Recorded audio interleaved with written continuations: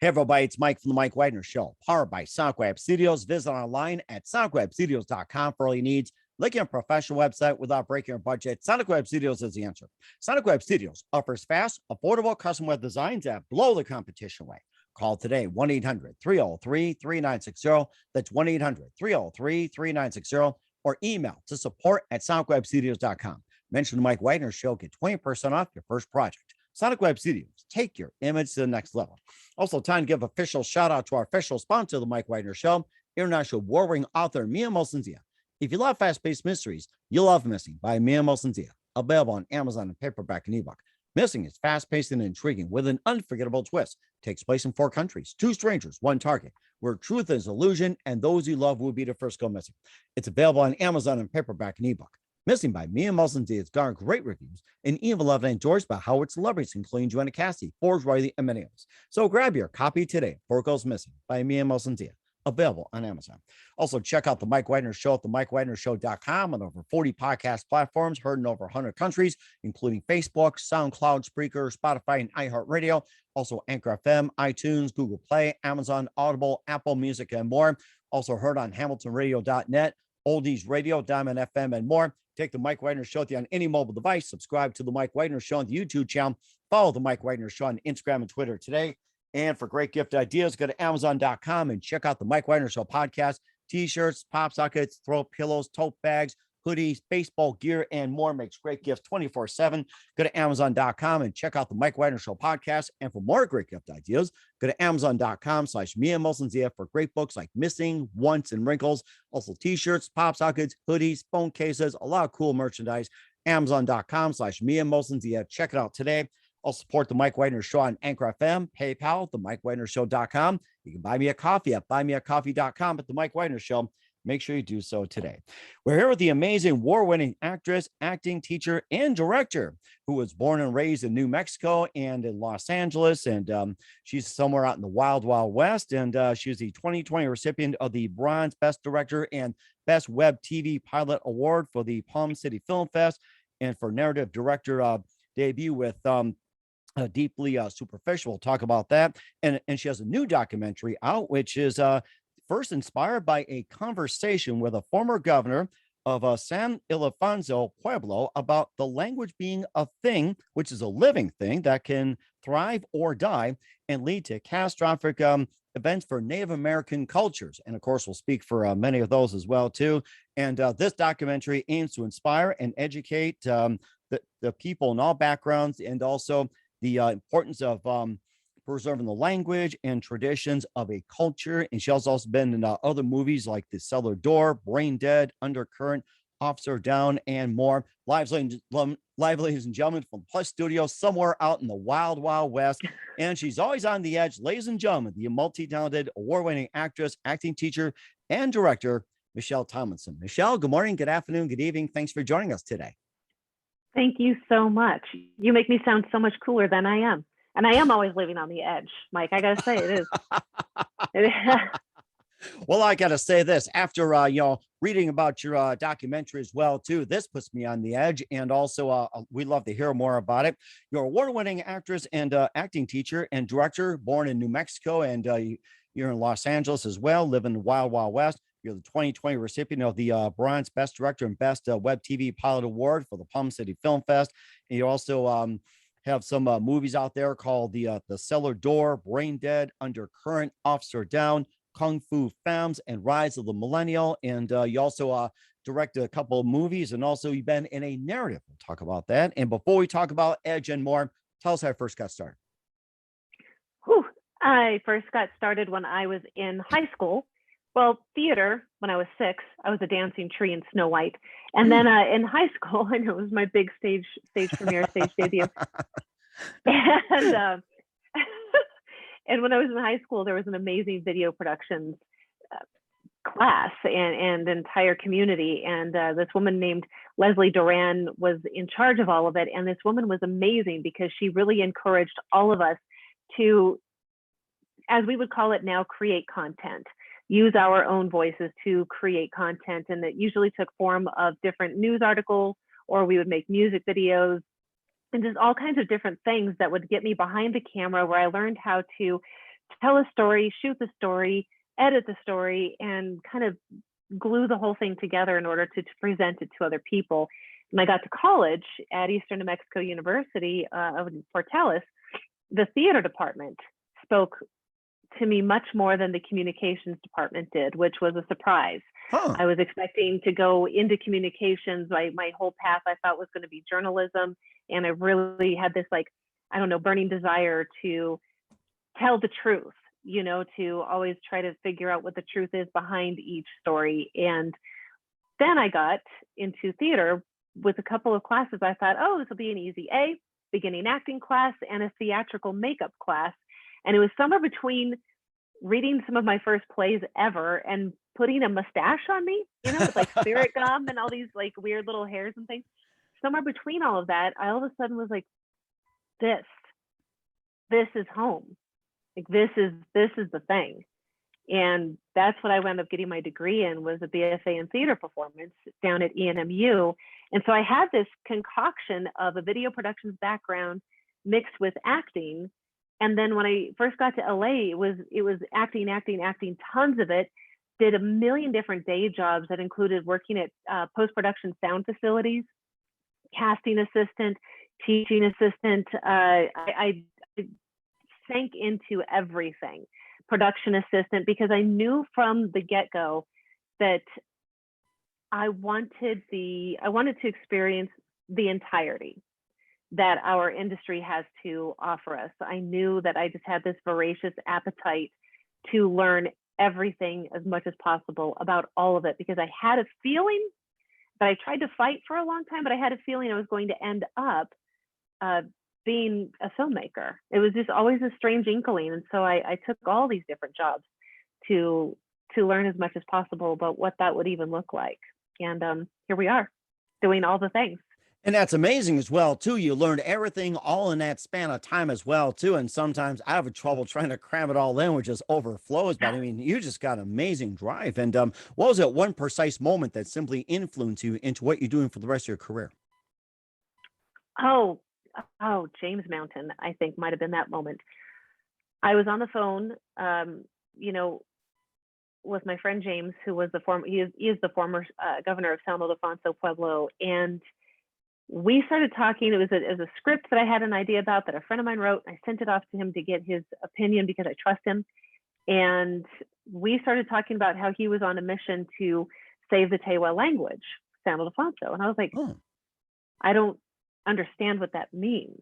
Like, what do you mean save a language? And here I grew up in northern New Mexico, around plenty of pueblos. It was rich in culture, rich in human colors, and the fabric of life is where I grew up. And so I didn't grow up aware.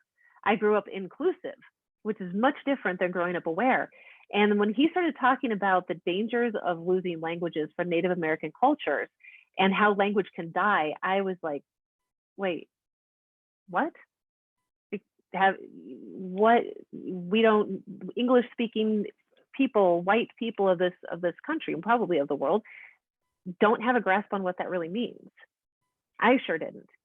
And that was the day that I think everything shifted so tremendously. I instantly was like, okay, this is really serious, and I want to do everything I can to help spread that awareness to anybody, to everybody, you know, the importance of that. And my medium of art is film.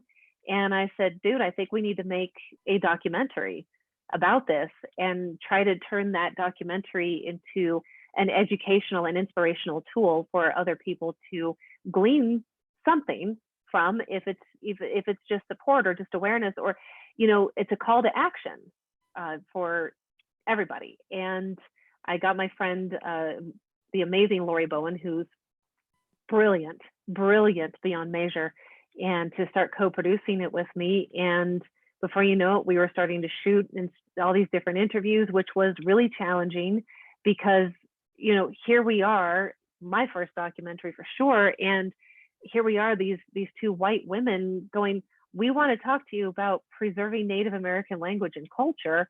And we're dead serious about it. And, you know, it was challenging to get that started because the Native American cultures, all of them have been so severely ripped off and genocide, and it was a tough moment, and James really helped open the doors, and we were able to shoot a lot at the Indian Pueblo Cultural Center in Albuquerque, and I was able to interview the CEO there, a guy named Mike Canfield.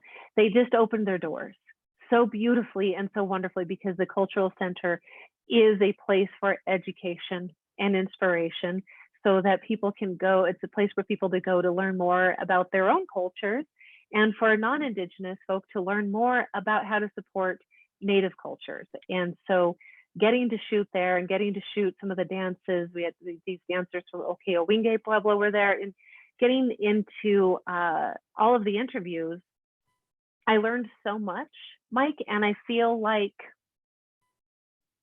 I could fill the deepest canyon on the planet and take that earth all the way to the stars with what I feel like I still have to learn. That's rather interesting. And you talked about, and what was that language you said that was in danger? Was it the Pueblo, or what was the name of that language? What was it? All of them, all native languages, all of them across the board, across the world, across this country, all of them are in danger of dying. And the one I did mention was the Tewa language. Yeah. What was it? The Tewa? T-E-W-A. Tewa. Tewa language. Okay. Tewa. Okay. All right. Tewa language. Yeah. Okay. Because I was going to ask about that particular language with the Tewa. It's like, how many people are left that speak the Tewa language, and, what's causing to be extinction and everything like that. And how many people were around that time that was speaking the Tewa language? When we started shooting this in 2018, at that time, in the San Ildefonso Pueblo, my understanding, and I could have it slightly off, my understanding that there may have been about a dozen or so elders left in that Pueblo. Wow. Yeah, wow. Definite wow. And part, to be real honest, part of where the language, as I understand it, broke is with genocide when we got here. Not only was there the physical strikes and the killings and all of the things of invasion, basically, lack of a better term, definitely an invasion, but the children were taken from their homes. Grown-ups were beaten and murdered for how they lived, for how they ate, for how they did anything. And of course, when you have a child, you want your child to have whatever kind of life that is better than what you had, right? On some respect or another. And so you have all of these Native Americans choosing to protect their children to not have it as bad as they did. So naturally, one of those things they're not going to do is to teach that language. Not all, obviously, but a lot, right? Is one of the things that I learned in interviewing people for the documentary is, if you were to think about, Mike, for even a second, what it would look like just to get beat for how you ate food, for saying a word that wasn't, proper, quote unquote, that wasn't in English, for getting beat, for trying to stay true to who you are on any level. And that's, from what I understand and from what I've learned in making the movie, that's ground zero, dude, where it all just broke. Right. Yeah, that makes perfect sense too. And it's really sad about that. And besides the Tewa language, what are some of the other languages that still exist? And what are some of the ones that are on the verge of extinction? They're all on the verge of extinction. Is there a particular one? You mentioned the Tewa. Is there like a branch or a sub branch or anything like that? I can't even think of all the languages near extinction right now, because it's just been so all-consuming to recognize that all of them are. there's the Kara's language, and there's a great monastery, which is I cannot place the pueblo, forgive me. There's a Montessori school though that has been started that teaches Kara's language.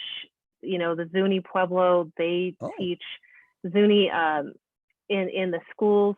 And as a gentleman that I interviewed from Zuni pointed out, he said he was a teacher for a while, and part of what that struggle looks like was, okay, well, the kids are learning, Zuni, for example, as he was saying in the documentary, that they were learning that in school, but not being spoken as much at home. Because it's been whitewashed to say, like, you have to speak English and that's the only language. If you're going to be accepted by this society, you have to speak English. You have to assimilate. You have to cut your hair. You have to dismiss any of your cultural doings. You have to dismiss everything that matters to you and that mattered to your ancestors. You have to dismiss all of that and assimilate to how Western Europeans have decided that we all have to live.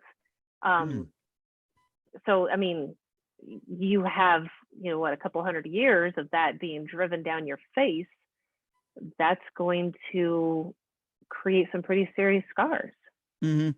And the reason why I mentioned about the different types of languages is because this one particular group came to mind. If it's a Pueblo or whatever it is, it's an offshoot of Zuni or whatever it is. I remember there was a group of Native Americans that were using a code.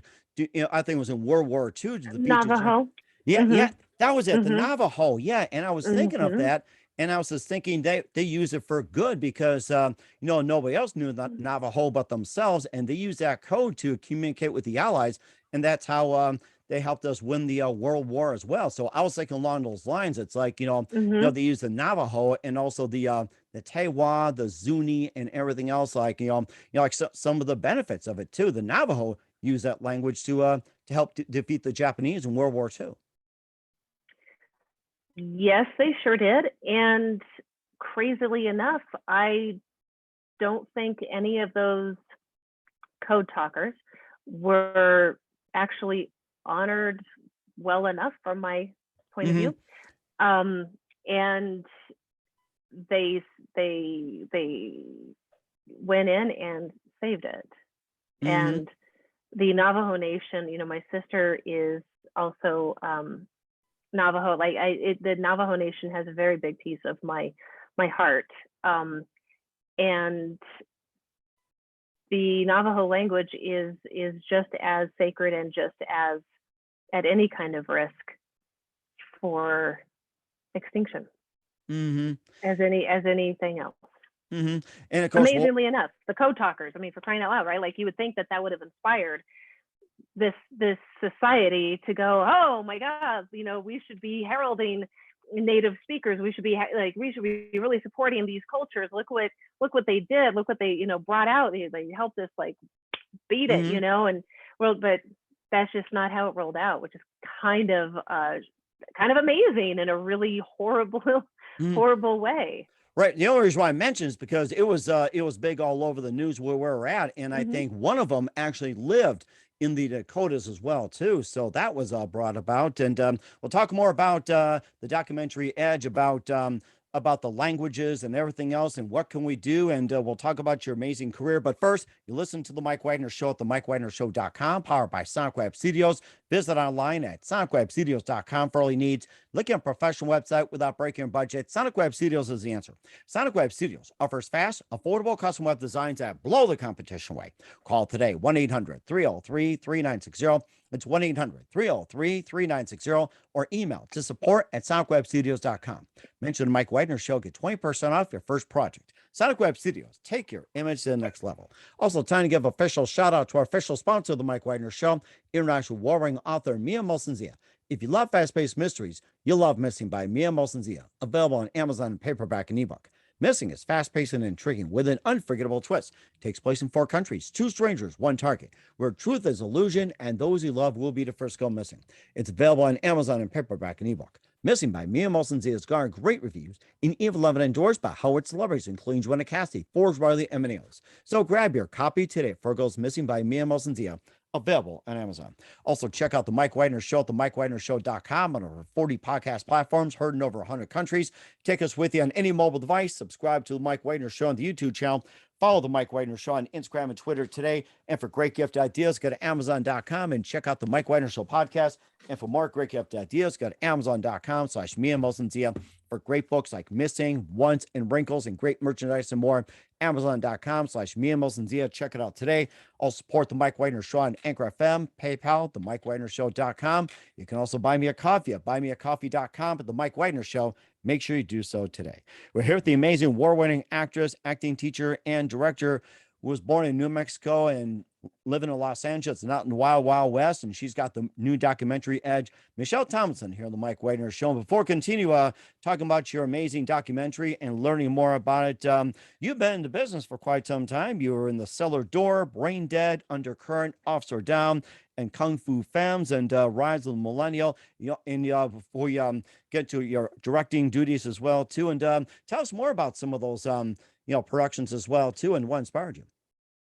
Oh, I fell into horror. Like, it was so much fun. Oh my gosh. Horror films are such a blast to make. And I am a real big geek when it comes to practical effects, where you can see the thing happening and it's just really cool. And somebody actually just the other day reached out to me on Instagram asking me, how did you die in Brain Dead? Like, can you talk to me about some of the special effects that they used in that moment? Because I'm making a film and da-da-da-da. And I was so stoked that somebody reached out, because, a lot of these films were ages ago at this point. And so it was really fun to revisit how I died in Brain Dead with slime and this special cap, and how, I got thrown in a fire, and the fire was literally just the lights, right? It's just the trick of the lights, going off and on and whatnot. And it was just a lot of fun. And I auditioned for things, and I booked the things that I was meant to book. And I love making movies. Movies to me is kind of the closest thing to theater. Nothing against television. TV is great. And I love, doing web series and stuff like that. But there's just something about movies that really calls me in my whole being. I just love acting in them. I love directing them. I just love doing it. That's very fun. That was very interesting. And who are some of your favorite actors, actresses growing up, along with some of the movies you enjoyed watching? Oh, well, I'm kind of a nerd. I love Die Hard. I love my favorite movie, Yippee-ki-yay. Yippee-ki-yay. I mean, it's the best Christmas movie ever. And I grew up watching a lot of action films and a lot of war films and a lot of horror films. And so when I was a little kid, I loved things like Nightmare on Elm Street. Freddy Krueger was amazing. And as I grew up a little bit more, I really fell in love with Angelina Jolie. Love her work, love her humanitarian work. I love that she is really a self-built woman, and has worked really hard to get to where she is. And I love her work. And my daughter loves her work, so it's very cute. Very cute that my 6-year-old can also say that she enjoys Angelina Jolie. So it's kind of cool. Oh, that's so amazing too. And of all the movies you've done too, what was the most favorite you've done, and why? Brain Dead was a blast. It was just silly, ridiculous fun. Kevin Tenney was the director for Brain Dead, and he's a brilliant, brilliant man. He came from the fame of Witchboard, and he's a gigantic smart aleck. And so the joke is that we would laugh all the time. And he and his wife actually are like family to me and have been since the movie. And we just had a lot of fun. I mean, we shot in a tented cabin. It was 105 degrees without the tented cabin. And so inside the cabin, it was somewhere around 115. So there were some really excruciating physical things to go through in making that film. And Kevin just had a way about him that made it fun. And, it was ironic. My boyfriend at the time, he and I both auditioned for the film, and we both just happened to book it. And so driving back and forth from set was, a breeze, because it was just a lot of fun. It was just really fun. There was a lot of laughter on a set that it was 9,000 degrees, and it was just a lot of laughter. Yeah, that must have been hell itself too. That's a horror film, right? Too. It's like 9,000 degrees of hell. Oh, 9,000. Yeah, Oh, totally. oh yeah, I think that's a Well, great idea for another movie too. And you can get some of the people there on you go. edge. It's like, this is what you did to us. 9,000 degrees on you. Oh, wouldn't that be nice? I know, I'm kidding. But you also directed the film called Redemption as well too, and you also were in a narrative in a podcast called it's Porque, Porque, and is that right? Pork or Porque? How It's actually called Porque. Portique. Okay, got it. All right.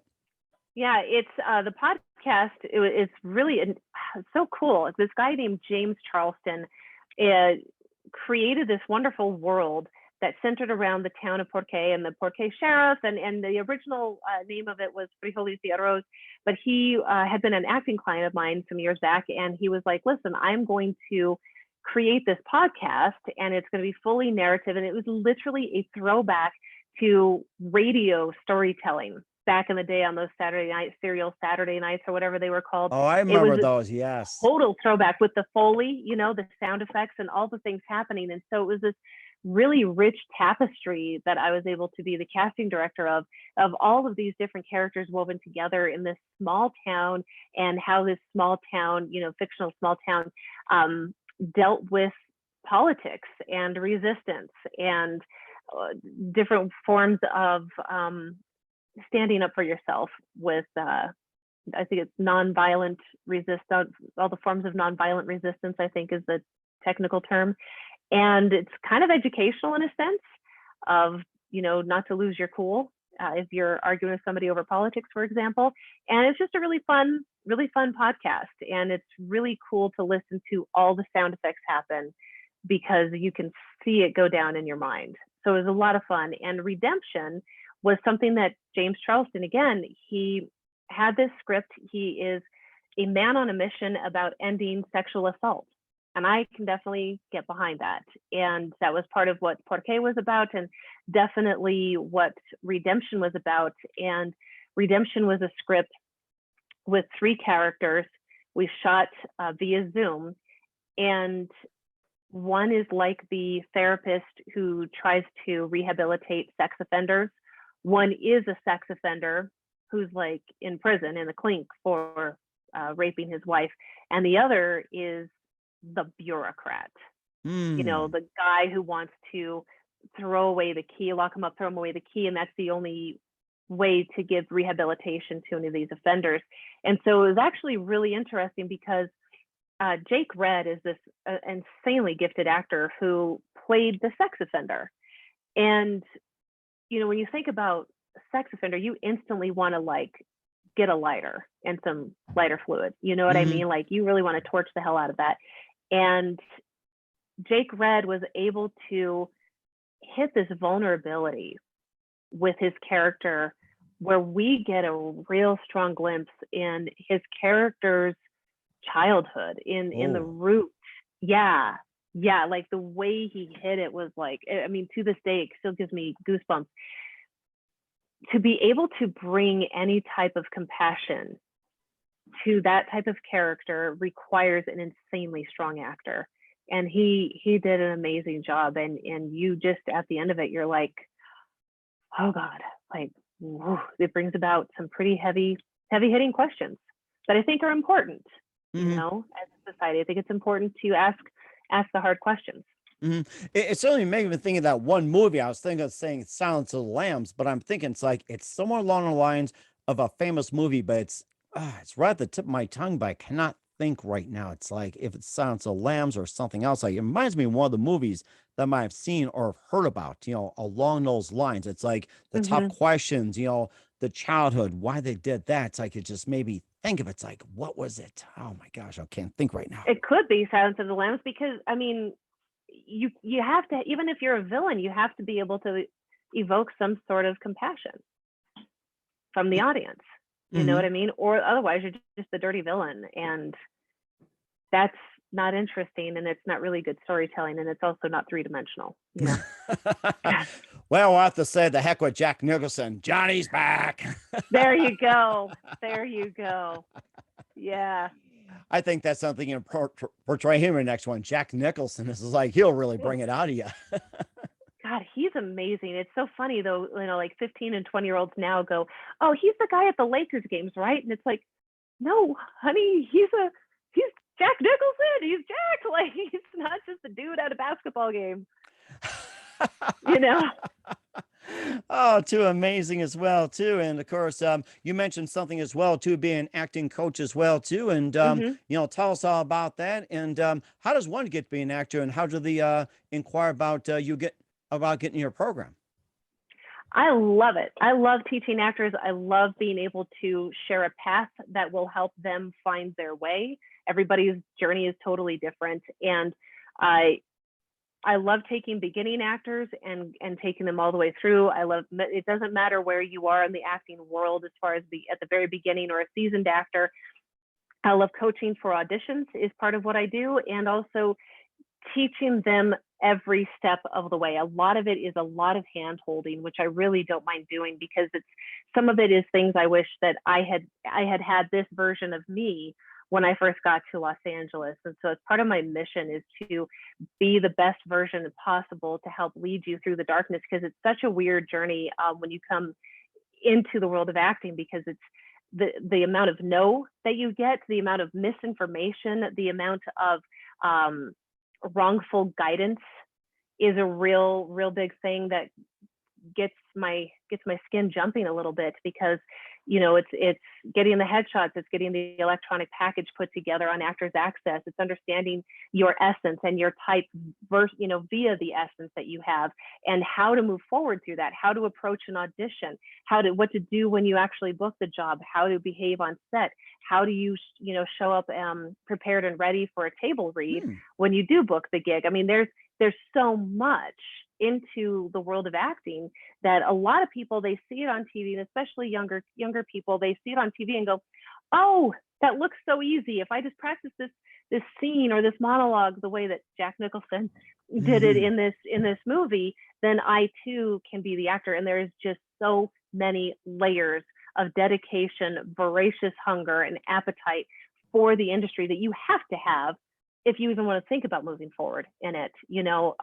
I do have some group classes. You can always find me on michelletomlinson.net and contact me through that. I do a lot of private coaching, and I'm picking up in the more group class range via Zoom, and I'll have a live one in Albuquerque in June, just to better understand, how do I approach the audition and how do I book the job? What does this all mean?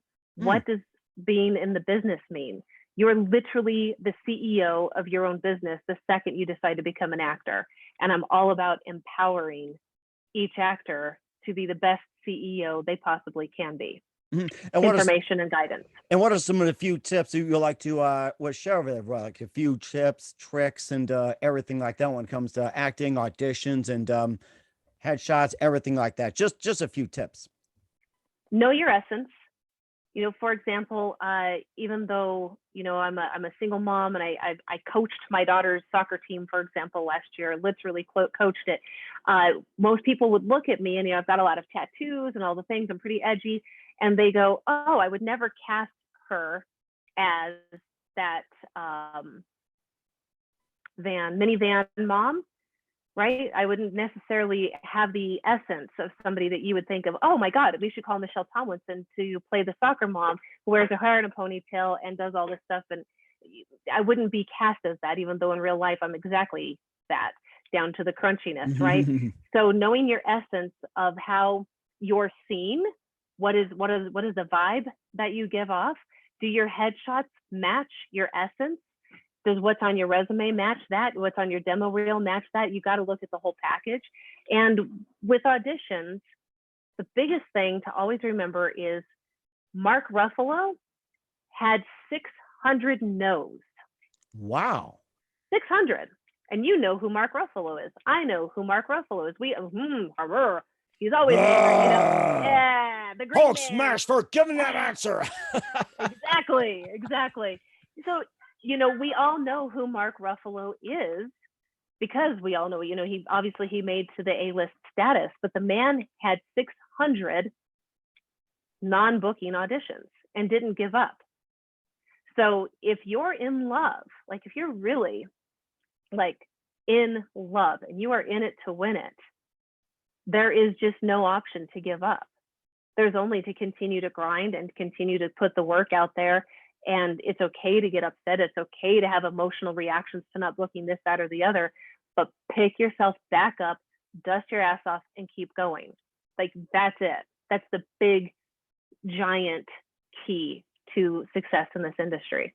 Oh, that's certainly amazing and very, very inspiring as well, too. And of course, I've been talking to some actors, acting coaches, and everything else. And people often ask, what's the method of acting that you teach? The primary, or is there like a combination? It is a combination, absolutely. It's a combination between Stella Adler, which is my most favorite form of scene study. And then it's a combination of Stella Adler from Arthur Mendoza and my friend Amy Linden from her Linden technique. It is literally a combination of those two things that I love. I just love teaching. Yeah. That's very interesting. And where can we find all your movies at? Where can we get more information? And how do we get into your academy? And also, especially with your documentary Edge, where can we find all that? You can find all the things on IMDb, on michelletomlinson.net. My Instagram is, oh my God, what is my Instagram? I think it's underscore Michelle underscore Tomlinson, maybe. There's We can always look it up. fresh stuff on there. Yeah, you can look it up, find me there. And Edge, we're going to be showing some of Edge at the Indian Pueblo Cultural Center, actually the weekend of June 4th and 5th. Details to come on that. We will certainly check that out. What's coming up for the amazing Michelle Tomlinson? We'll find out just 1 minute. You listen to the Mike Wagner Show at the MikeWagnerShow.com, powered by SonicWeb Studios. Visit online at SonicWebStudios.com for all your needs. Also brought to you by our official sponsor, the Mike Wagner Show, international award-winning author Mia Molson's The Missing, available on Amazon and paperback and ebook. We'll be back with award-winning actress, acting coach, and director, and also of Edge, Michelle Tomlinson, after this time out. We're back with award-winning actress, acting coach, and director Michelle Tomlinson here on the Mike Wagner Show. And just a great conversation I had with you about Edge, and looking forward to seeing that. And what else can we expect from you in 2022 and beyond, Michelle? I'm actually attached to direct 2 more feature films. One is called Portales, and we're actually going to be shooting that in Portales, New Mexico, where I graduated college. And so it's really exciting to circle back around to that route and bring a film for the economy, for the local talent to work on, to get to act in, having auditions, all of the things. And another one is called The Penny, which will be shot around the Albuquerque area. Wow. Also. Yeah. So, busy. And I've got my sweet darling child. So I'm a girl who's always in motion, which is great. I don't know. It's a blessed life. And being on the edge as well, too. That's another great thing. Yes. Yes, totally. Thank you so much. And just a couple more things, Michelle. Who do you consider biggest influence in your career?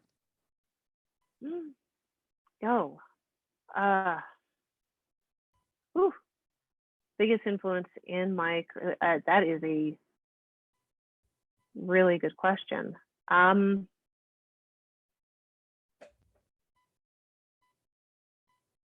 guess my dad. He wasn't in the business at all. But my parents raised me to just walk in as much integrity as possible. And that's what I've always tried to do. And sometimes I've totally sucked at it, and sometimes I've been great at it. But I'm always trying my best to be better than I was yesterday, for example. And that's not just career, but that's life. So I would have to say, yeah, probably him. That's really interesting. And I like that as what you said. And what's the best advice you can give to anybody at this point?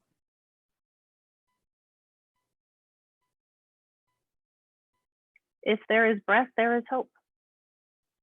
As long as you can draw an inhale, no matter what you're going through, there's hope of getting to the other side of it.